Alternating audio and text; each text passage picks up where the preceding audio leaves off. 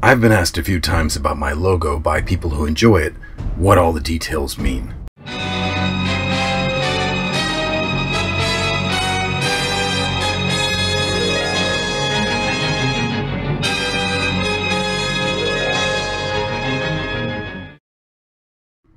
The Copper Mutant logo is something I came up with to illustrate what my YouTube channel is all about.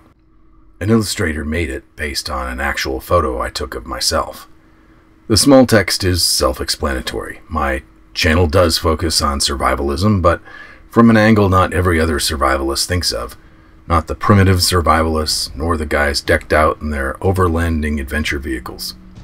It's a take on survival that centers on the possibilities and limitations of survival in a post-collapse world where the vestiges of technology are still there, but the grid is down and food and fuel are scarce. It involves a lot of thinking on scenarios. Copper bullion is my favorite portable barter currency for the small things after the apocalypse, but more on that later. The hat, mask, shirt, and copper rounds are all things that I own and had in the source photo. But what do those things mean? Well, the cowboy hat is of course iconic in Texas, and where I have land out in West Texas, it's frequently used by yours truly. To be sure, a real Texas cowboy would probably prefer a light-colored straw hat in the hot Texas summers, but for my part I find the stiff felt hat does well staying on my head in the sometimes strong winds that whip through the open desert land near Sierra Blanca. So in short, the hat is just something I use out where I plan to bug out and call home if and when the time comes. It's great when I'm working on prepping the land. The long-sleeve shirt is good protection from the harsh sun, and the temperatures swing cold at night in the winter and fall. The mask is a Soviet-era GP5 gas mask. I replaced the old filter with a modern one, but otherwise it's much like the ones that were handed out to the citizens of the Soviet Union and mass-produced so much that you can find them relatively inexpensively even today. I like the rubber since it protects everything, even your hair, and it goes on quickly without any straps since the rubber itself holds everything in place snugly. The mask symbolizes, of course, a post-apocalyptic world I hope never comes, when the air itself could be toxic, or a breeze could hold chemical death. In each hand, of course, I hold 4 copper bullion rounds each. These are the 1-ounce copper bullion rounds I often talk about on this channel. A perfect store of value for barter after the apocalypse.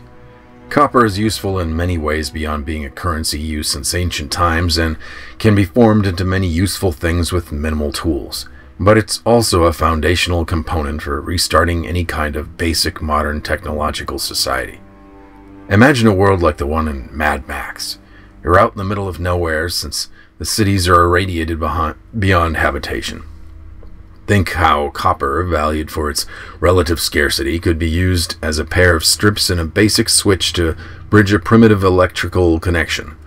Perhaps for a simple run of wire that runs into each home in a settlement to set off a buzzer alarm when raiders are spotted nearby.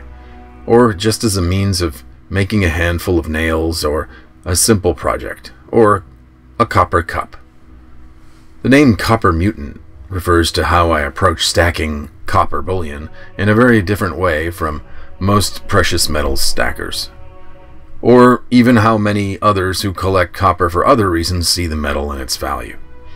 In short, I see pure copper bullion as a different sort of practical investment in post-apocalyptic barter and survival, not something I intend to cash in for a profit based on a spike in spot prices, nor something I collect as a novelty.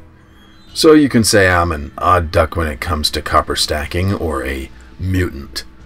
Perhaps you share that with me and are what I'd call a fellow mutant. The buildings behind me are ruined husks of multi-story buildings, brought low by war either from missiles from a foreign adversary or from violent internal conflict. The yucca tree over my right shoulder is more prominent in West Texas, part of the Chihuahuan Desert, rather than any kind of tall cactus plants people usually associate with deserts in America. Again, another nod to where I may need to bug out to someday. The tentacle rising up behind my back has 2 meanings.